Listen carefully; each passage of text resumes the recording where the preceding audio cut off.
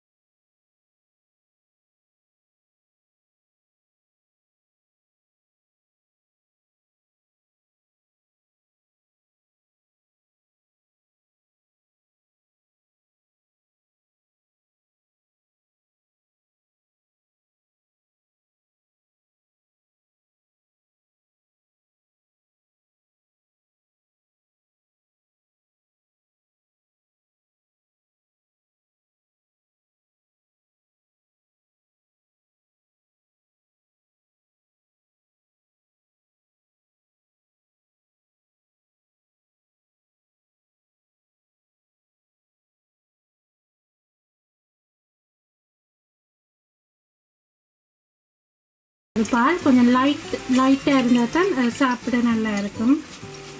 சொதி வந்து இலங்கையில் யாழ்ப்பாணத்தில் வந்து இது ஒரு நல்ல ஒரு உணவாக எடுக்கிறத, இதுக்கு குழம்பு மாதிரி விட்டு சாப்பிட்றது.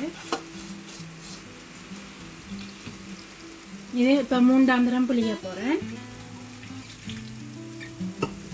இப்போ 3ஆம் பாலும் புளிஞ்சு எடுக்க போகிறேன் தண்ணி விட்டுட்டு.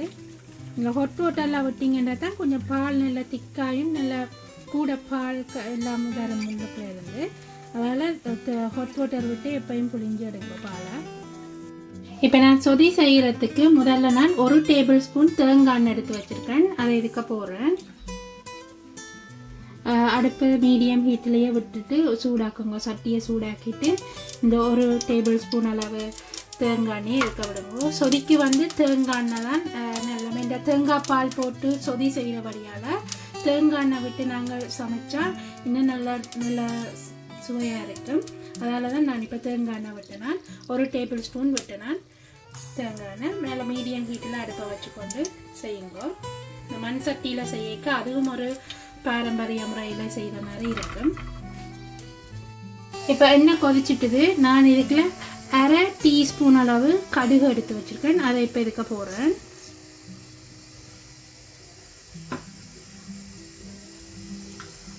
கடுகு நல்லா பொரிஞ்சு வந்த பிறகு பெருஞ்சீரகத்தை போடுவோம்.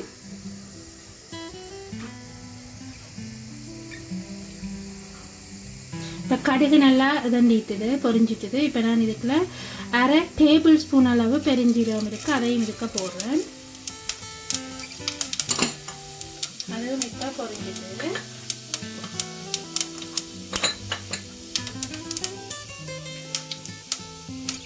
இப்போ நான் 60 கிராம் வெங்காயம், சின்ன வெங்காயம் எடுத்து வெட்டி வச்சுருக்கேன். அதையும் இதுக்க போடுறேன். வெங்காயம் வந்து ஒரு ப்ரௌன் கலரில் வரணும். இது எங்களோட வீட்டில் அம்மா அப்பப்பா எல்லாம் முந்தி செய்கிறவங்க நல்லா டேஸ்ட்டாக இருக்கும். எங்களோட முறையில் செய்து சாப்பிடக்கு அது ஒரு டேஸ்ட்டாக இருக்கும். சொதி வந்து சின்ன பிள்ளைகள் எல்லாருக்கும் கொடுக்கலாம். உரைப்ப அளவாக போட்டு கொடுக்க, மிளகாயின் அளவை குறைச்சி கூட்டி கொடுக்க ஓகேயாக இருக்கும். சொதியில் தேங்காய் பால் உள்ள வழியால் தேங்காய் பாலில் நிறைய சத்துக்கள் இருக்குது. அதால் குழந்தை பிள்ளைகளுக்கு கொடுக்குறது மிகவும் நல்லது. இப்போ நான் இந்த சின்ன வெங்காயம், கடுகு, பெருஞ்சீரகம் எல்லாம் ஒரு 4 நிமிஷமாக இந்த எண்ணெய்க்குள்ள போட்டு பொரிய விடுறேன். இந்த டைமில் வந்து தக்காளி பழம் நான் மீடியம் சைஸ் 2 எடுத்து வச்சுருக்கேன். இதை வந்து நல்லா வாஷ் பண்ணி கழுவி போட்டு கையாலேயே உடைச்சி இப்படி போடுங்க. அப்படித்தான் முந்தி எங்களை அம்மா செய்கிறவா. அது வந்து சொதிக்கு நல்லா இருக்கும். வந்து கையால் தான் உடைச்சி போடுறது. இது கையால் சின்ன சின்ன பீஸாக வெட்டாமல் இப்படி ரெண்டு போடணும்.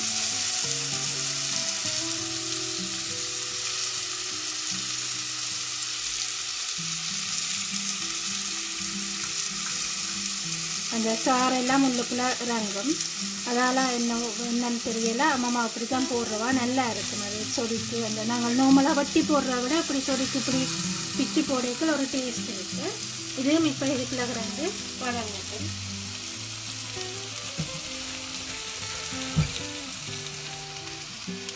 இப்போ நான் இதை 2 மினிட்ஸாக வந்து இந்த தக்காளி பழம் இதுக்குள்ளே வதங்குறதுக்கு விட்டேன். இப்போ பாருங்க, இந்த ஜூஸ் எல்லாம் தக்காளி பழத்தை இந்த ஜூஸ் எல்லாம் உள்ளுக்குள்ளே நல்லா இறங்கிட்டுது. இந்த டைமில் நாங்கள் தண்ணி விடுவோம். தண்ணி வந்து நான் 200 மில்லி தண்ணி வந்து இதுக்க விடுறேன்.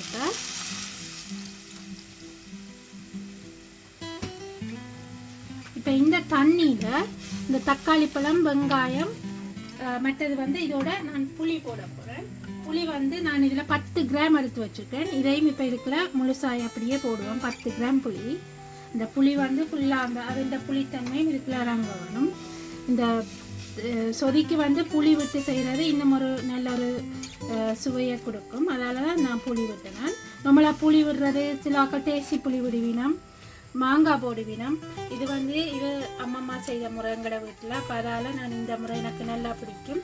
இந்த முறையிலேயே நான் செய்கிறேன். இப்போ இது நல்லா இப்போ சொதிக்கில் எல்லாம் போட்டுட்டு தண்ணியெல்லாம் விட்டு இப்போ நாங்கள் இதை வந்து நல்லா கொதிக்க விடணும். நல்லா கொதிச்சா பிறகு நாங்கள் பாலை விட்டு மிச்சத்தை செய்வோம். இப்போ நான் இப்போ 2 மினிட்ஸாக இப்போ இது எல்லாம் தக்காளி பழம் தண்ணிக்குள்ள இப்போ கொதிக்குது. இப்போ இந்த கட்டத்தில் நான் ஒரு உரைப்பு கேட்டளவு உங்களோட விருப்பம். நான் இப்போ இதில் ஒரு 5 பச்சை மிளகாய் எடுத்து வச்சுருக்கேன். இதையும் அப்படி உடைச்சி போட்டு தான் போடுறவா. அதே மாதிரி நானும் செய்கிறேன். உடைச்சிட்டு நல்லா டேஸ்ட்டாக இருக்கும். இந்த முக்கால் பதத்தில் இதை போடணும். உரைப்புக்கு ஏற்ற மாதிரி போடுவோம். நான் இப்போ 5 பச்சை மிளகாய் போட்டிருக்கேன். அதே மாதிரி கருவேப்பிலையும் சும்மா தேவையான அளவு இப்படி பிச்சு போடுங்க. சொதி அவ்வளோ டேஸ்ட்டாக இருக்கும்.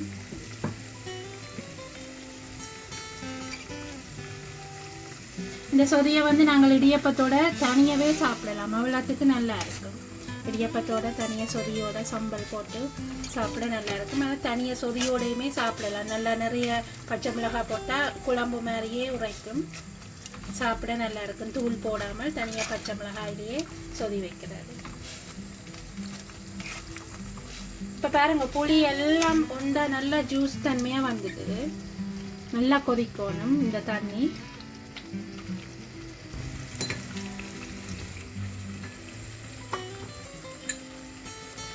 இந்த மண் சட்டியில் செய்யக்க அதில் ஒரு டேஸ்ட் இருக்கும். நல்லா நான் பார்த்துருக்கேன். மற்ற நார்மல் நாங்கள் செய்கிற பாத்திரங்களை விட இந்த மண் சட்டியில் சொதி செய்யக்க அதில் ஒரு டேஸ்ட் இருக்குது. நீங்கள் வீட்டில் மண் சட்டி இருந்தால் நீங்கள் வீட்டில் மண் சட்டியிலேயே செய்து பாருங்கள், நல்லா இருக்கும். இப்போ நான் இதில் 450 மில்லி பால் தேங்காய் பால் இருக்குது. அதாவது முதல் பால், 2ஆம் பால், 3ஆம் பால், மூன்றும் சேர்த்து 480 மில்லி பால் இருக்குது. நான் இப்போ இதை இதுக்குள்ள விடுறேன்.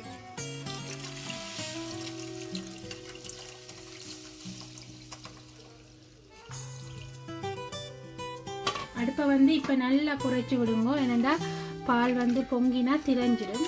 அதனால் அடுப்பை நல்லா குறைச்சி விட்டுட்டு வைங்க. இப்போ இந்த கட்டத்தில் நாங்கள் தேவையான அளவு உப்பு போடுவோம். உப்பு நான் முதல் போடையில் இப்போ தான் போடுறேன். இதுலேயே நல்ல கலர் வந்துடும். சில பேர் இதுக்கு மஞ்சள் போடுறது, நான் மஞ்சள் ஒன்றுமே போடுறேன். இல்லை என்னென்ன தக்காளி பழத்தின் கலரே அதில் நேச்சுரலாக வந்துடும். உப்பு தேவையான அளவு உப்பை போடுங்க. போட்டுட்டு நல்லா குறைச்சி விடுங்க. கூட்டி விட்டு அந்த திரைஞ்சி வந்துடும். இடைக்கிட அப்படி துளாவி விடுங்க. இது தக்காளி பழம், பச்சை மிளகாய் இதெல்லாம் இருக்க ஒரு கலர்ஃபுல்லாக இருக்கும். நல்ல கலர் சேஞ்ச் ஆகிக்கொண்டு வரும்.